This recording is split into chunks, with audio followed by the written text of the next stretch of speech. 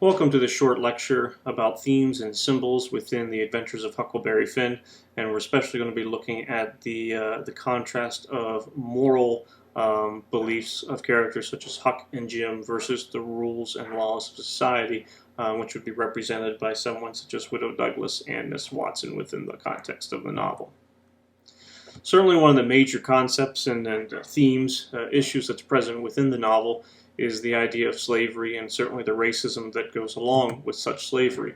As mentioned, keep in mind that the novel itself is written after the Emancipation Proclamation in 1863, which abolished slavery and allowed all persons within the United States, white or black, to actually be free. And this was instituted during the Civil War by Abraham Lincoln. However, the time period of the story is set during slavery, more in the 1840s, 1850s, about 20 to 25 years before the Emancipation Proclamation is signed by Lincoln. During Reconstruction, which is when this novel was written, a less institutionalized form of slavery existed within the South, and this would be Jim Crow laws, which has been mentioned in some of the presentations already. Essentially, Jim Crow laws allowed segregation to take place, and in essence, the South almost policed itself. And with this self-enforcement of these so-called rules and morals of the time period, African Americans tend to have to reside in lower class living environments, receive little to no education at all, and a lot of violence still existed towards African Americans during this time period. Huck Finn is also an allegorical portrayal of conditions of the blacks in the U.S. after the end of slavery. So while the trials and tribulations of Jim in the context of the book take place while slavery is still in existence within the U.S., Twain is using the adventures of Huck Finn to kind of be an allegory representation of what life is still like for African Americans within the United States of America, even though the Emancipation Proclamation has been signed and slavery is officially abolished. Also, Twain is looking at the hypocrisy of civilized society, which values morality but condones institutions such as slavery. So while Miss Watson and Widow Douglas might be trying to civilize Huck, they at the same time are part of the society group which still condones slavery to be in existence. So essentially, how can someone try to promote someone else to be civilized while still allowing segregation, racism, slavery to still be in existence? Certainly, this type of hypocrisy still exists or existed within the United States for a long time after the signing of the Emancipation Proclamation. And included within this presentation are some, political cartoons from more of the World War II era that are highlighting still the segregation that has taken place within the United States. You have this one here with during the wartime efforts of when industrialization and manufacturing really was at a boom within the United States, yet Jewish people and also African Americans were really still discriminated from being employed with this industrial boom that was taking place in the 1940s and 1950s. And of course, this is 65, 70 years after The Adventures of Huckleberry Finn is penned by Mark Twain. And so the issues that he is looking at then still existed 60, 70 years afterward. And in some areas, people would still argue that they very much do still survive today. This cartoon is a very effective one. Again, looking at the runaround that a lot of African Americans faced, where would be kind of showed the door to opportunity, given an opportunity to try to succeed, but obstacles will always be within their place of finding some type of fulfillment, some type of satisfaction, especially when it comes to employment, manufacturing, and whatnot. The next novel that we look at, Ralph Ellison's Invisible Man, really will do a good job of illustrating this. But this cartoon does a nice job of explaining, though that the door of opportunity might be there for someone to gain access into the employment market, there's still a lot of obstacles that he or she must face. And this is something that Twain was very astute to and understood when he was writing The Adventures of Huckleberry Finn. Even though the Emancipation Proclamation had been signed, even though slavery had come to an end, it was still impossible or nearly impossible for an African American within the United States of America to have a prosperous, successful, and really safe life within the country.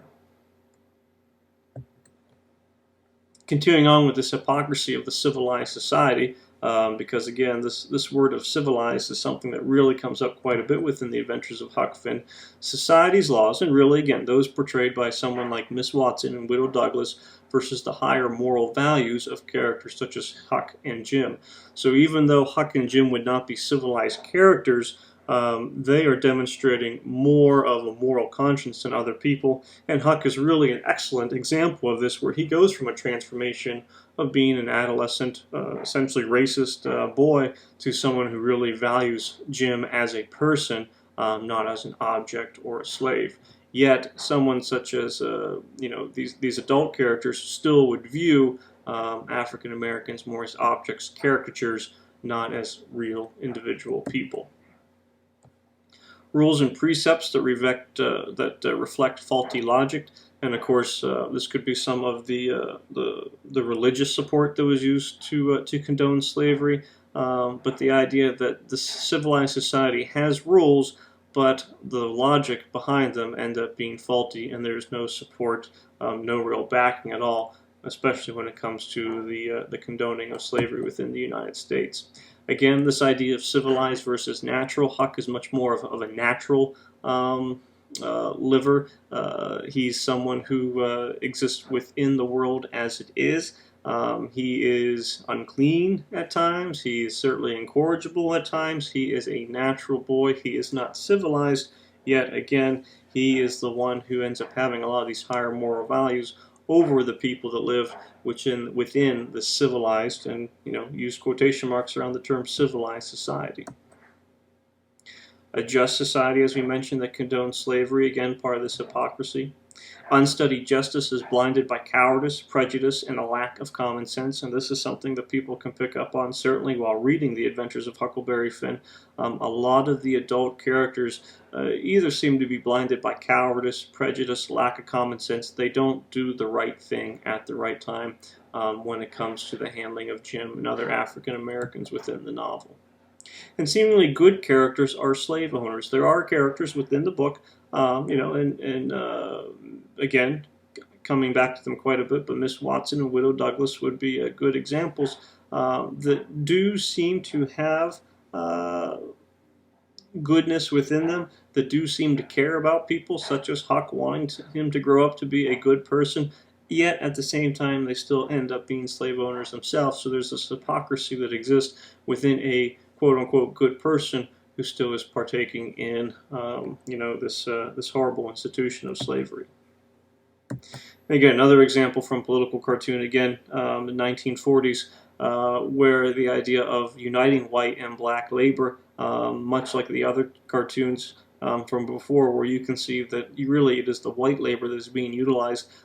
African Americans are present, ready, willing to help the country, but the people that are running it tend to ignore those individuals within the society. So this harmony of white and black being together really is not utilized, and instead it ends up being the white labor that is predominantly hired and really utilized during this time period. And again, this is something that Twain was recognizing in the 1870s, 1880s, 1890s, and it still survives into the 1930s, 1940s, 1950s, 1960s. So really, with his satire within Huck Finn, it really is being quite critical. It's critiquing American culture, and you can see there's really some validation behind it, because the issues that he is the issues that he is really at odds with the race relations of white and black, those problems continue to exist for quite some time. Freedom is something that Huck and Jim are both really in search for without the novel, and it kind of brings to question, what does it truly mean to be free? Certainly this is when there's the importance of individual thinking and ideas. A person is allowed to do as he or she believes to be right, and really you end up finding out, in this case, what Huck and Jim believe to be right ends up going against the social rules of the time period. But with our moral ethic code that we have today, you find that Huck and Jim really are the true thinkers within the novel, and they are able to treat people as real human beings, not simply as just objects or caricatures. Escaping an illogical and oppressive society, and this would certainly characterize the society that Huck and Jim are living in. The Mississippi River ends up being a symbol of freedom, as it's a safe haven. When they are on the Mississippi River, when they are on their raft, they're able to get away from these oppressive societies. It's also a place where they are allowed to think as individuals, and they're really allowed to be friends within the towns of where they're living. The two of them cannot walk side by side and cannot be friends, but when it's just the two of them on the river, they are allowed to be friends to each other. Certainly this idea of slavery versus liberty, liberty, the ability to act as is right, versus slavery, and this is something that Jim really has to deal with when it comes to freedom, either to be someone who is at liberty, to be able to rescue his family so that he can see them again, or to stay within the shackles and reins of slavery. And outcasts labeled by citizens are arguably the only true free characters. These are the characters that are able to break free from the social boundaries that exist, and certainly Huck and Jim end up being those outcasts within the adventures of Huckleberry Finn. Maturation and development, especially of Huck, is an important characteristic to kind of keep in mind. A significant factor in Huck's moral education is his youth. Keep in mind, he's a 14-year-old narrator, so you're really getting this story through the eyes and words of an adolescent.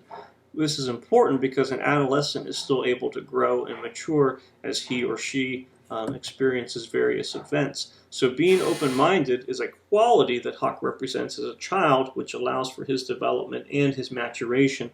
Whereas if this were from the point of view of an adult who already has these rules and regulations formed in his or her psyche, this open-mindedness, development, and maturation would most likely not be able to take place. Huck's relationship with Jim assists his progression throughout the novel. Jim is really that character, that component within the book that really instigates Huck's moral development, especially when it comes to the point that Huck decides to rip up the letter asking for Jim's capture, and decides that he is going to help Jim no matter what. Huck's experiences and apprehension about society also help him to lead to his maturity. And it's important to realize that while The Adventures of Huckleberry Finn isn't a very adult book with adult subject matter, such as racism, slavery, and whatnot, Twain specifically, purposely utilizes a young boy to narrate the story. And this really goes back to that whole element of satire. If a young boy is able to see what is wrong within the fabric, the framework of the United States culture, why can't civilized adults be able to figure this out as well? And so using a roughneck, incorrigible young adolescent really drives home Mark Twain's assessment of racism and slavery within the United States. Some symbols within the Adventures of Huckleberry Finn, and we have three main ones right here. The Mississippi River is mentioned as a source of freedom, a safe haven. The raft, which the Huck and Jim use as a tool for escape to get away from slavery, from racism, from prejudice within their culture. And then also money separates the civilized from the outcast, yet the civilized do tend to be the ones in this case who do not have the proper morals and values. When Huck does have his money at the very beginning that he ends up giving his fortune away to Judge Thatcher, this does make him somewhat of an outcast. It inhibits his ability to become a member of, the true middle to upper class civilized members of society. But also by him becoming an outcast, he is able to locate freedom and essentially able to befriend Jim and become a much more mature and developed person through the absence of money.